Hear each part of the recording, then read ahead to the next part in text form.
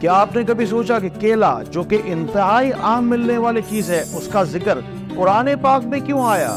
اس پاک رب کی دی ہوئی توفیق سے اس بات کی گہرائی تک ہم جائیں گے انشاءاللہ۔ بہت سارا فائدہ، بلکہ بہت سارا فائدہ اپنے ساتھ لے کر جائیں گے۔ بس سنتے جائیے اور دیکھتے جائیے، انشاءاللہ بہت سارے لوگوں کا بہت سارا بھلا ہونے والا ہے۔ میں ڈاکٹر فہد اردانی، روشنی والا، آپ کا روحانی معالج، آپ کا روحانی استاد فرام RoshniCenter.com۔ آپ کو پتا ہے کیلے کو غریبوں کا گوشت کہا جاتا ہے۔ یہ عجیب و غریب پھل ہے جو کہ پورے سال بھر ہی مل جاتا ہے، اور کوئی پھل بھی جتنا بھی مہنگا ہو جائے یہ سب سے سستا پھل ہی کہلاتا ہے۔ اس میں توانائی اور پروٹین کی مقدار اتنی زیادہ ہوتی ہے کہ اسے پہلوانوں اور باڈی بلڈرز کو استعمال کرنے کا مشورہ دیا جاتا ہے۔ اسی لیے جو کوئی بھی شخص گوشت خریدنا اگر افورڈ نہیں کر پائے وہ کیلا کھا کر ہی اپنا کام چلا سکتا ہے۔ ذرا سوچئے کہ ایسے ہی تو نہیں قرآن پاک میں اس کا ذکر آیا ہوگا اور تم اپنے پروردگار کی کون کون سی نعمتوں کو جھٹلاؤ گے؟ کیلے کا ذکر قرآن پاک میں کیوں آیا؟ میں چاہتا ہوں دل سے کہ ہر کوئی مسلمان شخص اس بات کو اچھی طریقے سے سمجھ لے کہ کیوں آیا ہوگا کسی بھی چیز کا ذکر قرآن پاک میں۔ ہمیں ایسی ہی ہر بات کے اوپر بے شمار غور و خوض و فکر ضرور کرنی چاہیے۔ کوئی بھی مرد رات کے 2 گھنٹے کے بعد اگر 2 کیلے کھا لے گا تو اس کی مردانہ توانائی 2 گنی ہو جائے گی۔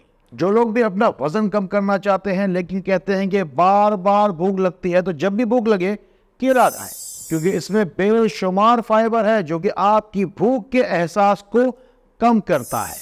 اور اسی طریقے سے کھانا بھی تھوڑا کم کھائیے اور اس کی جگہ پر کیلا تناول فرمائیے۔ بس پھر اس کے بعد آپ کا وزن دیکھتے دیکھتے بس ایسے ہی کم ہوتا چلا جائے گا۔ جس عورت کو کسی بھی طرح کی اندرونی بیماری ہو، کوئی بچہ دانے کی کمزوری ہو یا اووریز کی کمزوری ہو، اسے چاہیے کہ ایک کیلا کھائے اور تھوڑی دیر کے بعد ناف کے نیچے ہاتھ رکھ کر سورہ علم نشرہ پڑھے۔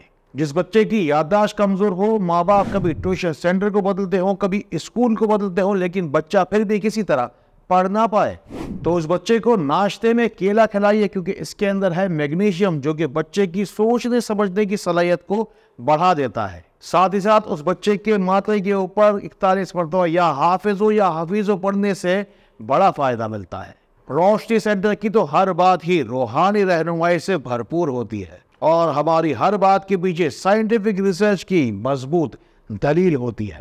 اسی لیے ہماری ہر ویڈیو درود پاک کے صدقے کم از کم لاکھوں میں تو دیکھی ہی جاتی ہے۔ اسی لیے آپ بھی روشنی سینٹر کی کوششوں سے جتنا ہو سکے فائدہ اٹھائیے جائیے، دعا میں اپنا نام ضرور شامل کروائیے، اور اگر آپ کو اللہ توفیق دے تو نیکی کی نیت کیجیے اور شیئر کا بٹن دبائیے، اور اپنی جسمانی روحانی بیماریوں سے نجات کے لیے روشنی سینٹر کے نمبر ملائیے۔ میں نے اپنی پوری زندگی میں کئی بے اولاد جوڑوں کو اولاد کی نعمت سے نوازے جاتا ہوا دیکھا ہے۔ بس 3 کیلے لے لیجیے، کچھ دن تک باہر ہوا میں اسے ایسے ہی پڑا رہنے دیجیے۔ جب یہ کیلے قدرے گل جائیں تو ایک پیالی میں نکال لیجیے اور اسے اچھی طریقے سے مسل لیجیے۔ پھر اس میں 1 چمچ دیسی اجوائن شامل کیجیے اور اس کے اوپر 3 مرتبہ سورہ مومنون پڑھیے۔ اسے بے اولاد مرد کو کھانا چاہیے، کیونکہ اولاد تو مرد کے نصیب کی ہی ہوتی ہے۔ ایسا تھوڑے عرصے سے مہینے میں 3 مرتبہ دہرائیے۔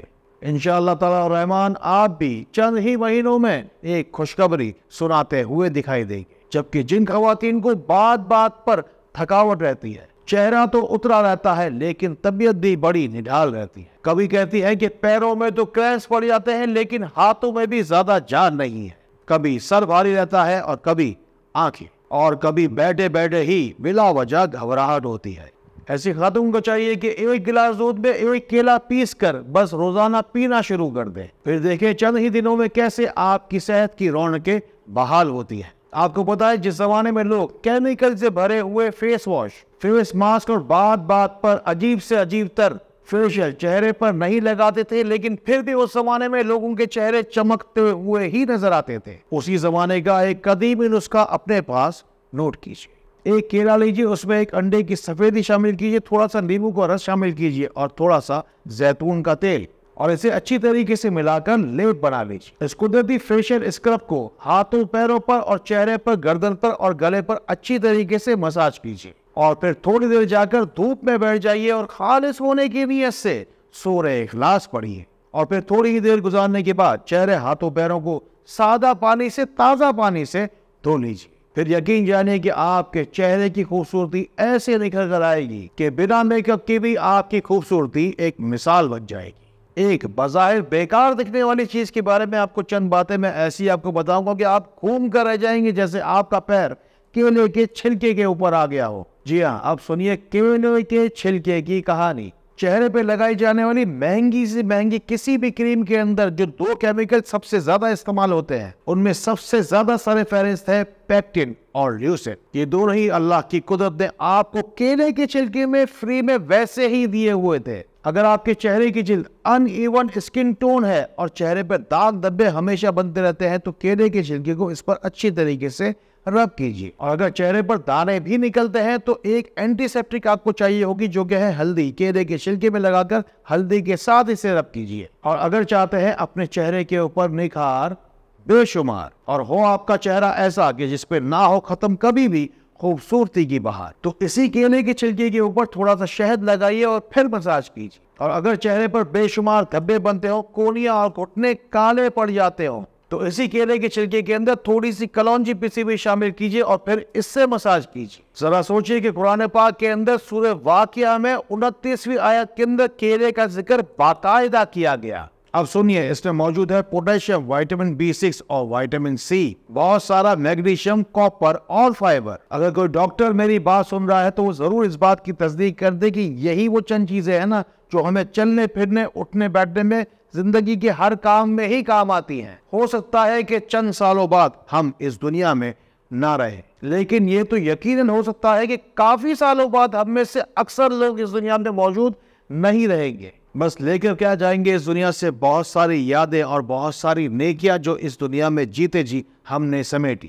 بس نیکی کی نیت کیجیے اور بانٹیے وہ نالج جو اللہ رب العزت نے ابھی آپ تک پہنچائی ہے۔ کوئی بات اگر پوچھنی ہو، بتانی ہو یا سمجھ میں نہ آئی ہو یا اگلا ویڈیو کیسا دیکھنا چاہتے ہو تو اپنی دل کی بات کمنٹس کے ذریعے سے مجھ تک ضرور پہنچا دینا۔ اور اگر چاہتے ہو براہ راست کرنا مجھ سے بات تو روشنی سینٹر کا نمبر ملا لینا۔ انشاءاللہ درود پاک کے صدقے آپ کی بیماری ہماری ذمہ داری۔ اللہ تعالیٰ اسی طرح خیر والی، کرم والی، فضل والی باتیں ہمیں ایک دوسرے تک پہنچانے والا بنائے۔ اللہ تعالیٰ ہمیں ایک دوسرے کے لیے فائدے کا باعث بنائے۔ اللہ تعالیٰ ہمیں بہت بہت روشنی پھیلانے والا بنائے۔